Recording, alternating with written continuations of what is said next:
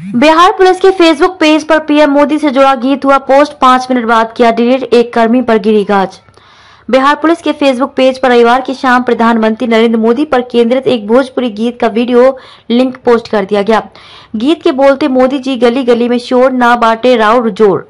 हालांकि 5 मिनट बाद ही इस पोस्ट को डिलीट कर दिया गया। इस बीच इस पोस्ट का स्क्रीनशॉट जगह जगह प्रसारित होने लगा। इसके बाद बिहार पुलिस की ओर से फेसबुक पेज पर ही सफाई दी गई।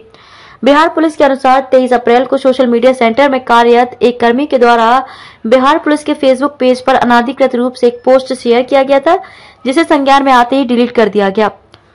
उक्त कर्मी को सोशल मीडिया सेंटर के सभी कार्यों से वंचित कर दिया गया है। इस संबंध में जांच कर अग्रिम कार्यवाही की जाएगी।